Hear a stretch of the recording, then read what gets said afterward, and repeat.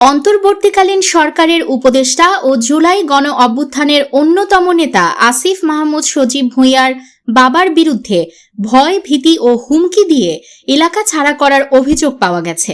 মঙ্গলবার 29 জুলাই দেশের বেসরকারি টেলিভিশন বাংলা ভিশনে সংক্রান্ত একটি প্রতিবেদন প্রকাশিত হয়েছে। প্রতিবেদনে কুমিল্লার মুরাদনগরের বাসিন্দা রিক্তা আক্তার, শিখা রানী, মোহাম্মদ আলী সহ স্থানীয় ভুক্তভোগীরা অভিযোগ করেন, দলীয় পরিচয় ও ক্ষমতার ছত্রছায়ায় আসামিরা ধরা ছোঁয়ার বাইরে থাকায় বিচার থেকে বঞ্চিত হচ্ছেন তারা। প্রতিবেদনে উল্লেখ করা হয়, কুমিল্লার মুরাদনগর উপজেলার বাঙাড়া বাজারের কড়াই বাড়িতে গত ৩রা জুলাই রিক্তা আক্তারের চোখের সামনে একে একে কুপিয়ে ও পাথর দিয়ে থেতলিয়ে হত্যা করা হয় তার মা রুবি আক্তার, ভাই রাসেল ও বোন জোনাকিকে। এ ঘটনায় গুরুতর আহত তার ছোট বোন রুমা আক্তার এখন রাজধানীর একটি হাসপাতালে মৃত্যুর সঙ্গে পাঞ্জা লড়ছেন। সন্ত্রাসীদের হামলা থেকে বাদ যায়নি তার ভাইয়ের 11 মাস বয়সী শিশু রাইসাও। টয়লেটে লুকিয়ে কোনো মতে প্রাণে বাঁচতে পেরেছেন রিক্তা আক্তার ও তার ভাবি মিম আক্তার।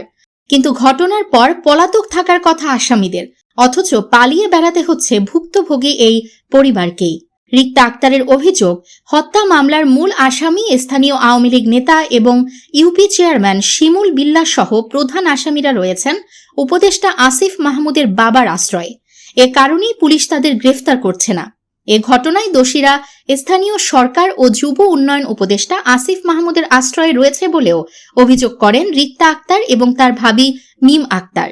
প্রতিবেদনে প্রচারিত এসব অভিযোগের বিষয়ে জানতে চাইলে উপদেষ্টা আসিফ মাহমুদ সজীব ভুঁইয়ার বাবা স্থানীয় স্কুল শিক্ষক বিল্লাল হোসাইন বলেন, শিমুল চেয়ারম্যানের সঙ্গে আমার একটা ছবি ছড়িয়ে বলা হচ্ছে আমি নাকি ট্রিপল মার্ডারকারীদের আশ্রয় দিচ্ছি।